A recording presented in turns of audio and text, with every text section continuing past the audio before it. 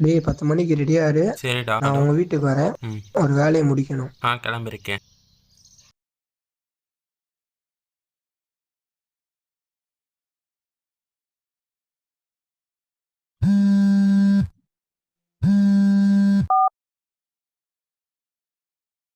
Hello மச்சான் எப்படி இருக்க? சொல்றா. ஆஃபீஸில் ஒரு பெரிய போஸ்டிங் காலியாக இருக்கு. ஓ இன்டர்வியூ அட்டன் பண்ணால் கண்டிப்பாக உன் டேலண்ட் செலக்ட் ஆயிடுவா. இல்ல வேலை மச்சான், இருக்கு. வேணாம்டா. ஏன்டா என்ன ஆச்சு?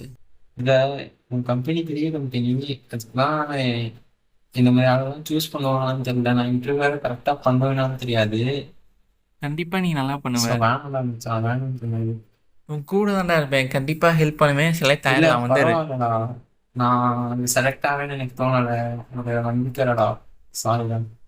சரிடா, நாளைக்கு பேசுவோம். சரிடா, வைக்கிறேன்.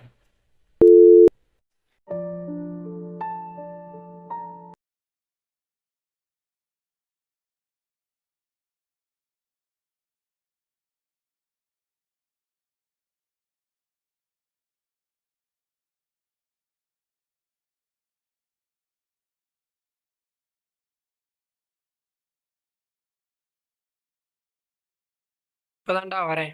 வாடா வண்டியில போலாம். சரிடா, போலாம். வரப்போ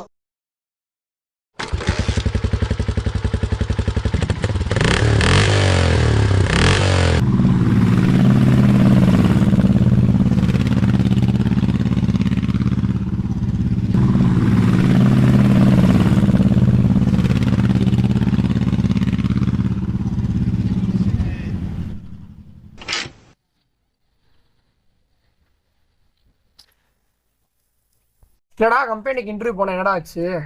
போனேன்டா, உனக்கு இது வேலை கிடைச்சா? இல்லடா.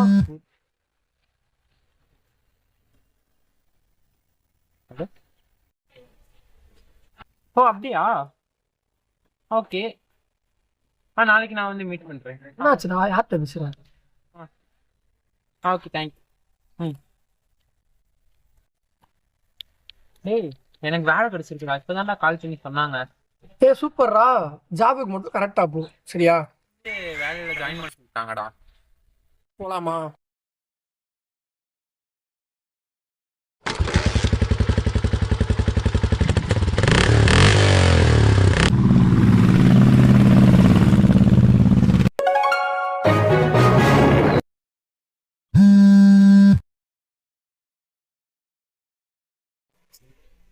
எப்படா இருக்க?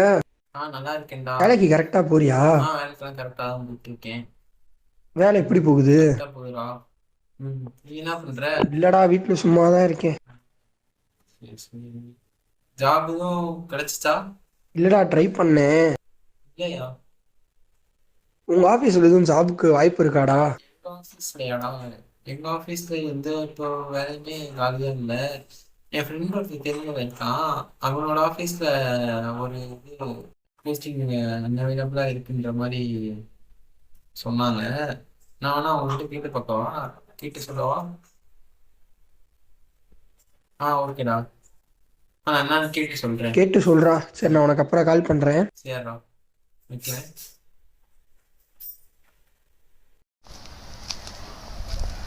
சொல்றா. எனக்கு அதோட வேலை கிடைச்சிருச்சுடா. வேலை கிடைச்சிருச்சா? சூப்பர்ரா, கங்க்ராச்சுலேஷன்டா. கரெக்டாக மட்டும் வேலைக்கு போ, சரியா? ஜாபு கரெக்டாக பண்ணு.